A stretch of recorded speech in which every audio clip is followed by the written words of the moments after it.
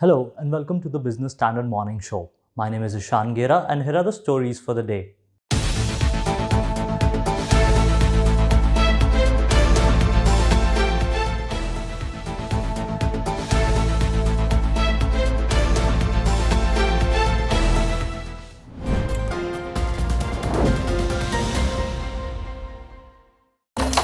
इस बार मनाली चलते हैं। नहीं Goa. We Indians disagree on everything, but we agree. SBI is the banker to every Indian. SBI से tractor loan लिया, बाजी ये 100% सही किया। SBI is the banker to every Indian.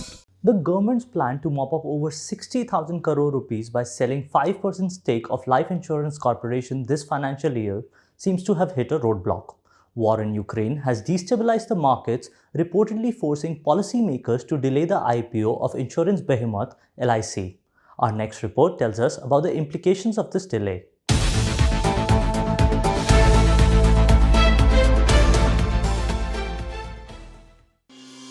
Uncertainty has gripped the LIC IPO because of Russia's invasion of Ukraine and its impact on the markets. An official told Business Standard that the government might have to rework Life Insurance Corporation of India's valuation for its IPO if the listing is pushed beyond May. As of 30th September, the embedded value of LIC for the April-September 2022 period is pegged at 5.4 trillion rupees. This embedded value will have to be re-evaluated if the issue is pushed beyond 12th May, as approved by the Securities and Exchange Board of India. This would impact LIC's market value, which is internally estimated to be 3 to 4 times the embedded value. Under such circumstances, the government would also be required to seek fresh approval from SEBI for the life insurer's IPO. The government officials said that while the centre had planned the LIC IPO for the second week of March, market volatility due to the war has delayed the proceedings. Fresh papers would have to be filed with updated valuation of the insurer if the listing gets pushed beyond 12th May. LIC had filed its draft red herring prospectus with SEBI on 13th February, and the markets regulator had approved it last week. Now, based on SEBI's feedback and after fulfilling certain requirements, the government will soon file the red herring prospectus too. This will include both the issue size of the sale and the pricing band. The government is looking to sell 5% of its shares in LIC.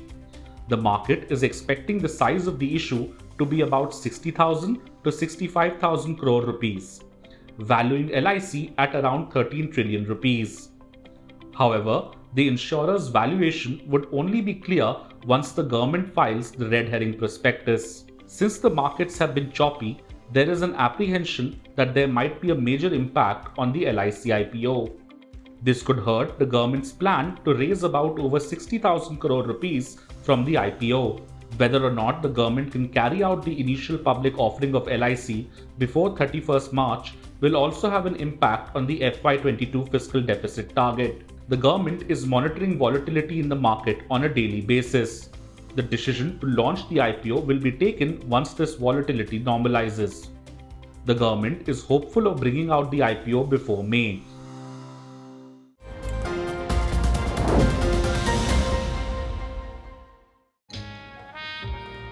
सब अच्छी दिख रही हैं यार, कौन सी खरीदूं? ये तो वही बात हुई, 4000 शेयर्स लिस्टेड है, कौन सा लूं? वो तो सबसे आसान है। तुझे 5 पैसा नहीं पता? अब तो सबको पता है। 5 पैसा पर है 4000 स्टॉक्स की रिसर्च, टेक्निकल टूल्स और इन्वेस्टमेंट आइडियाज। डाउनलोड 5 पैसा नाउ। अब तो सबको पता है, investing made easy and rewarding with 5 paisa. Investments in securities market are subject to market risks. Read all the related documents carefully before investing.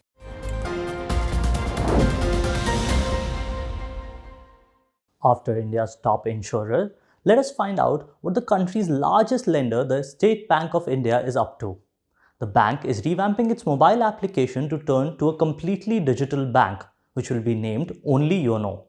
HDFC Bank too is working on a similar plan. What does it mean for the future for banking? Our next report offers some insight.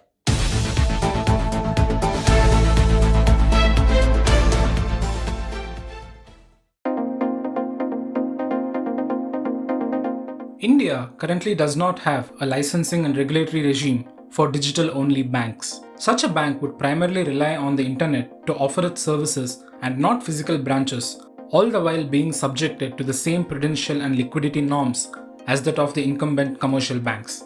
But some of the leading banks in India seem to be already preparing for that eventuality, looking to seize the opportunity as and when the RBI makes a decision. The country's largest lender, State Bank of India, is looking to appoint an advisor who will revamp its mobile banking app YONO to enhance customer experience and ease of use. The next generation of YONO, to be labeled only YONO, will make SBI ready to launch a completely digital bank with a leaner and modular architecture with a personalized customer-centric design. And it's not just SBI. As the Reserve Bank of India lifted the restrictions imposed on HDFC Bank's digital initiatives, a senior executive of the bank said in a TV interview that the private lender believes there is space for a completely digital bank on the lines of what some other countries are doing. Singapore, Hong Kong, and Malaysia have introduced separate digital bank licensing regimes, while South Korea, China, and the UK have licensed digital banks within already existing regulations. In November last year, government think tank Niti Aayog floated the idea of setting up completely digital banks. In the absence of regulations for full-stack digital banks in India, the closest equivalent is neobanks, where fintech companies partner with existing licensed banks. Such non-bank fintechs provide a software overlay through which consumers can access banking and value-added services. Some examples include Razorpay X and Open, whose main focus is businesses, while neobanks like Jupiter and Neo are consumer-focused. This apart, existing licensed banks operate autonomous digital units under a different brand. These are essentially neobanking operations of traditional banks. Examples are SBI's YONO, Kotak Mahindra Bank's 811, and Digibank by DBS. So, are fully digital banks an idea whose time has come in India? It is long overdue. It certainly merits in India for multiple reasons. We have a very diverse bankable population, and if you look at both the inclusion side as well as on the upper middle class where highly banked segment, both segments are now highly digital savvy compared to what it used to be. The newer segment of customers who are coming into business, their expectations are going to be to have it all done in digital fully. Bankers are digital, but only digital from their perspective. From a customer perspective, more than 70% of the journeys still need a physical touch point, and they're all broken. None of them are seamless. It's high time we open it up to fintechs and fully digital banks to say and come in and disrupt. If it's a new fully digital bank SBI going for within SBI, some of their existing customers would move in, but they won't be able to take them out from the existing database and put them over here. That would not be possible. Everyone will have to start from a clean slate. In September 2020, the then SBI chairman Rajneesh Kumar had said that YONO could be worth $40 to $50 billion. However, separating YONO from SBI may not be practical since its value is derived by being the digital interface of the bank. It is still a mobile banking app that is an extension of SBI. Each one of its users is still attached to an SBI branch. That is why SBI hopes YONO will lay the foundation for a digital bank in the future. Shahnaz Ahmed of Vidhi Center for Legal Policy tells how digital banks can position themselves in the market. Globally, there has been many countries which have introduced this concept of digital banks to promote more innovation in the banking sector. The second is to promote more competition within the banking sector itself. And the third is to promote financial inclusion. We are witnessing sort of efforts by existing banks at digitizing ongoing processes. Now, traditional banks, what I feel is often they lack the incentive to sort of leverage technology to create more customized products for customers. And the reason why it happens is that because any such customization will mean that they have to change their core banking infrastructure. Now, what digital banks they do is that they will basically give us an opportunity to design more customer-centric products, which I feel is relevant for serving customers that have traditionally remained underserved. For instance, your MSMEs. Globally, what we are seeing, the digital banks model that have been coming up, especially for small businesses. So you have a marketplace-based banking model where the bank provides you with a basic, say, current account, and on top of that, it will also help businesses to connect to other vendors, like vendors who might provide them with financial account management, HR solutions, or other business solutions. So in a way, it is trying to provide like a one-stop solution for the needs of small businesses. So I think that's the kind of change, value-added services that customers will get access to. So I think in the context of YONO, if at all, since you're giving that example, if one can think about it to create like a separate unit, what it will enable SBI to do is perhaps provide like a more customized solution targeting niche customer segments over and above what it currently provides. Digital banks are cost-efficient models to serve different customer segments. The cost base of a digital-only bank can be up to 70% lower than its traditional counterparts. The important task for them will be to meet the expectations of the segments they want to focus on, be it millennials, students, salaried people, or small businesses.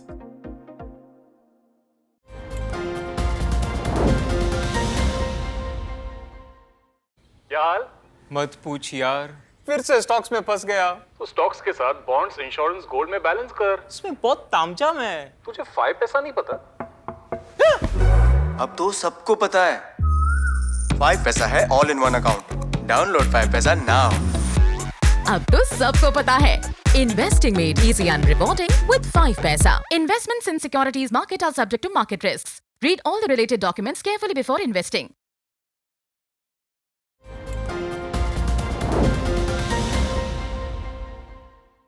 After the digital banks, let us move on to the markets. The ongoing buyback by Tata Consultancy Services has seen record participation, with investors tendering nearly 3 million shares on the 4th day. Of this, retail investors have tendered up to 1.9 million shares. So what's driving investors towards the IT giant's buyback drive? And should you tender your shares too? Watch our next report to know more.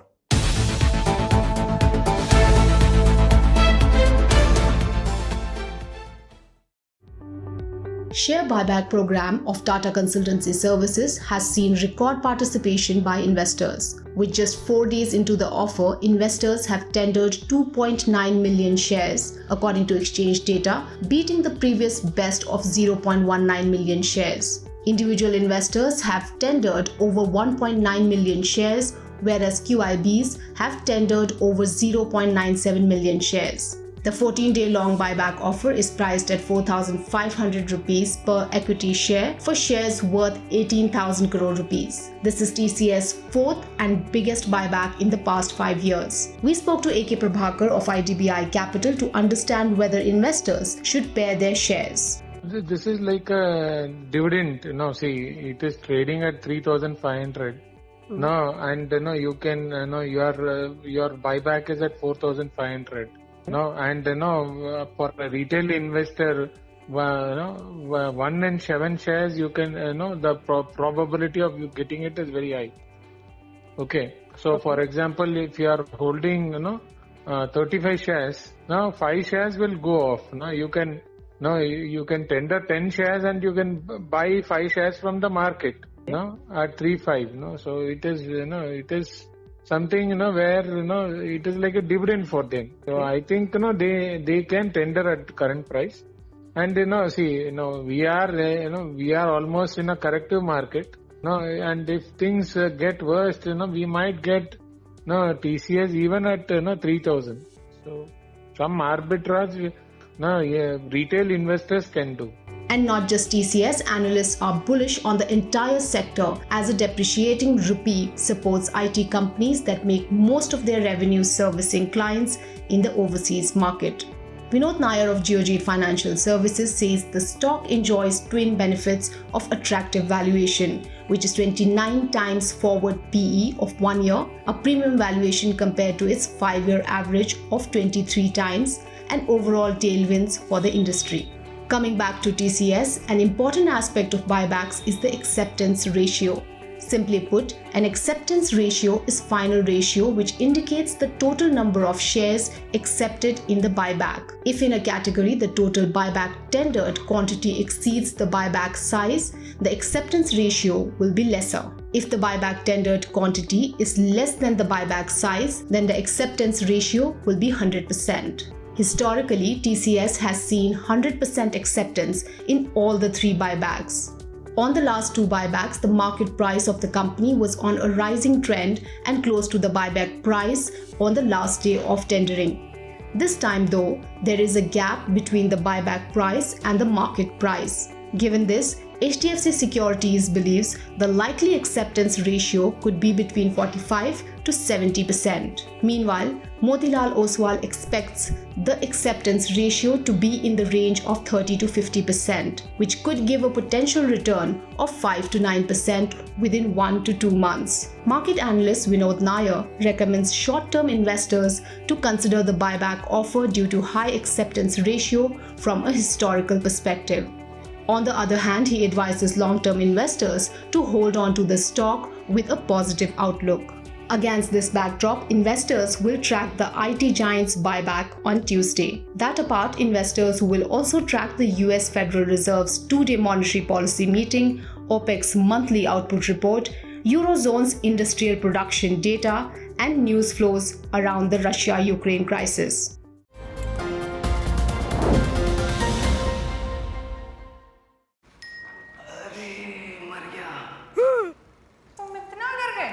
अब क्या किया? Shares में trading. तुम्हें 5 पैसा नहीं पता? ओए, अब तो सबको पता है। 5 पैसा पर मिलते हैं रिसर्च टूल्स, पोर्टफोलियो एनालिटिक्स और इन्वेस्टमेंट आइडियाज भी। डाउनलोड 5 पैसा now.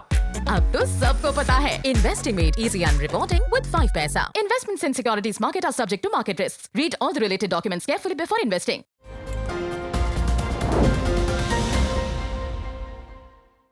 Advancement in technology has finally made the financial sector transactions safer, including those happening for markets.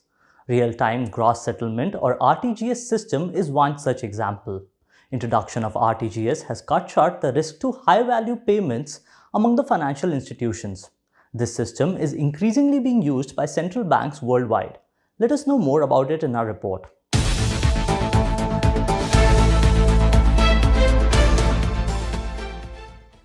Real-time gross settlement or RTGS is a funds transfer mechanism where transfer of money takes place from one bank to another on a real-time and on a gross basis.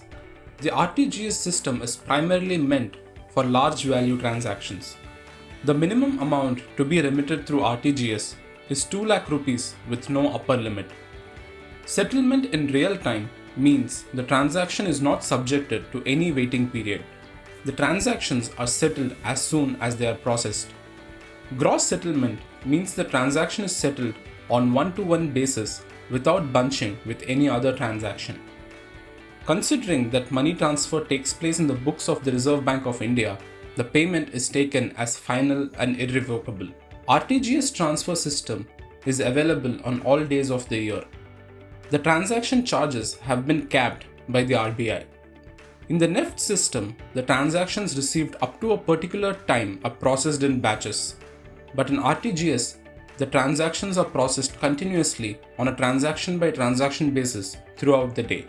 The remitting customer has to furnish the following information to a bank for initiating an RTGS remittance: the amount to be remitted, the account number to be debited, name of the beneficiary bank and branch, the IFSC number of the receiving branch, name of the beneficiary customer, account number of the beneficiary customer. Extreme care should be exercised in providing the account number of the beneficiary, as during processing RTGS transactions, the credit will be given to the customer's account solely based on the account number provided in the RTGS remittance instruction.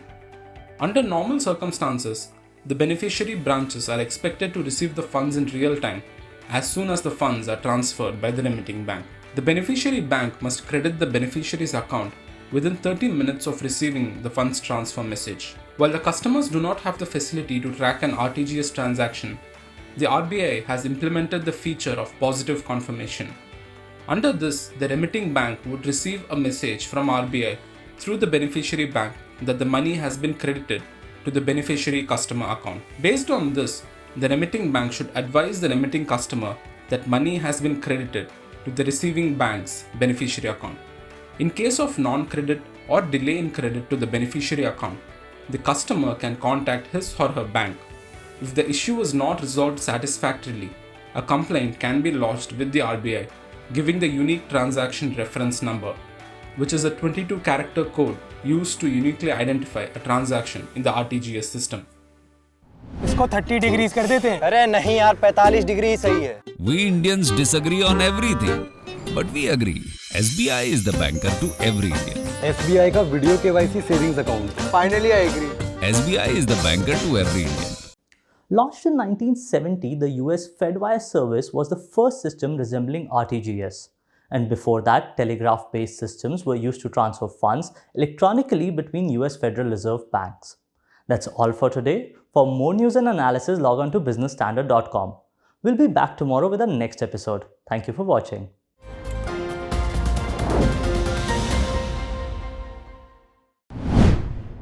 If you like this video, share it and subscribe to Business Standard. For more news, views and insights, log on to www.business-standard.com. Do also follow us on YouTube, Twitter, Facebook, Instagram, Telegram and LinkedIn.